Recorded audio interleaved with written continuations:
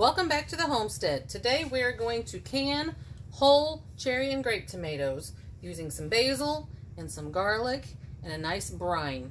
This is stable in the refrigerator if you want to keep it cold, or you can can it for 10 minutes to make it shelf stable, which is what I plan on doing today.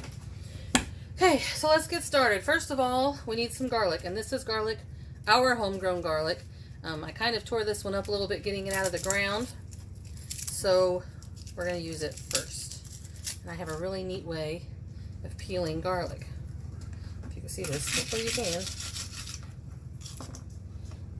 Oh, that one's still in there. Let's try this one. It works, guys, I promise. Watch it not work. Really? Oh. I know it works. I do it all the time. Maybe I'm not pushing hard enough. I hear it now. Been a while since I used it. There it is. Check it out. We're gonna drop it in there. Hey, like riding a bike. Just gotta remember how you did to begin with. We're probably gonna do this whole bowl of garlic because I think more garlic in these tomatoes is gonna be better. And who can argue with that, right?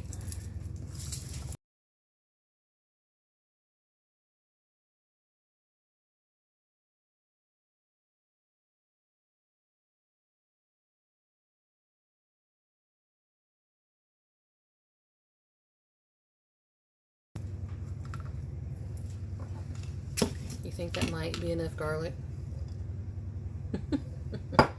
Alright, now we're going to add a couple basil leaves.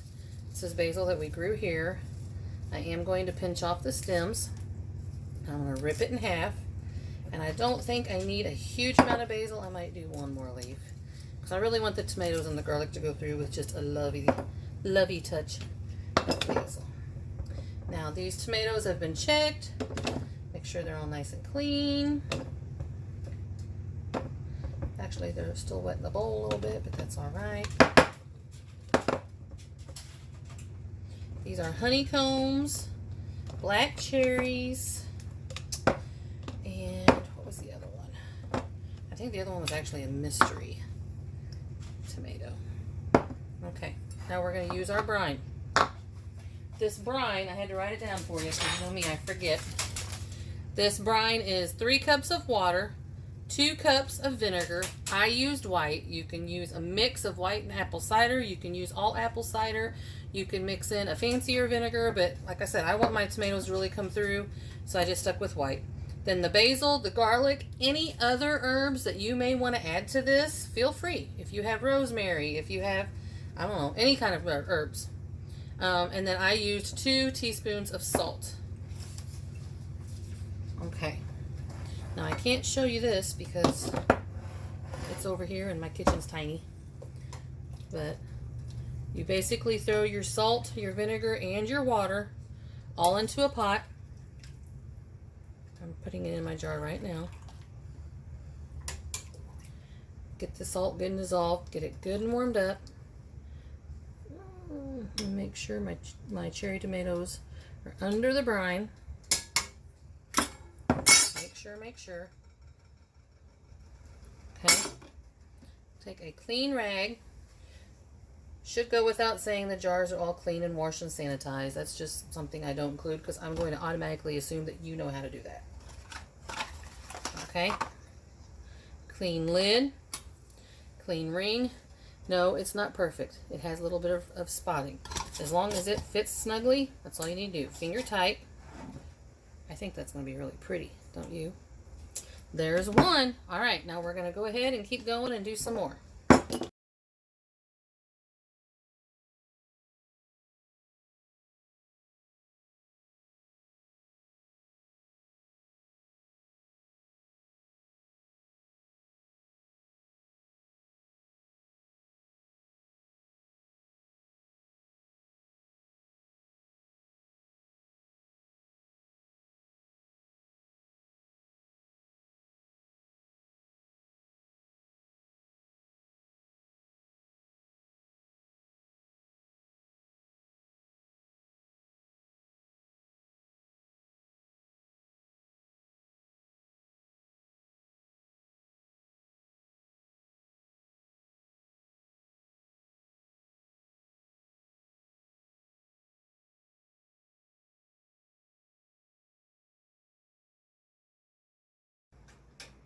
I ended up with 6 jars. I had 2 more than what I thought I would, and I had just a handful of cherry tomatoes left over.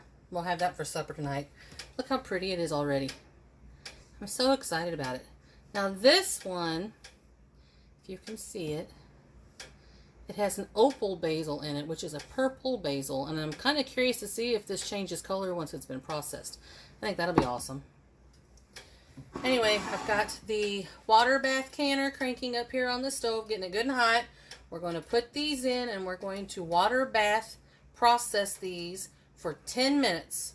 I read that if you go any more than 10 minutes, that can pop your tomatoes, and we want to keep them intact as much as possible. Want to have them whole. And I'm all excited about it. There's the Genovese basil under there. See it? So pretty. So pretty. I'm excited to try these. Once I have them processed, I'm going to give them 24 hours. Take the rings off.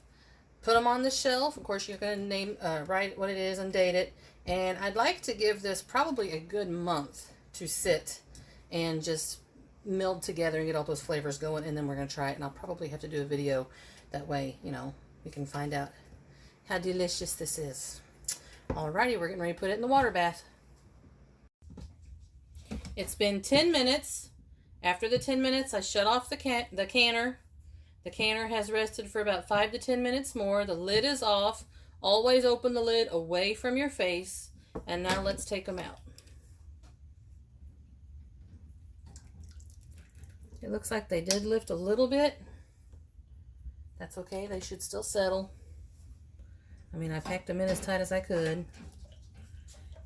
This one with the opal basil is purple. It's pretty. I like that one. May have to use the opal basil on all the other ones. Little green. I see one of my tomatoes burst. That's okay. You can't make it perfect. It's still going to be delicious.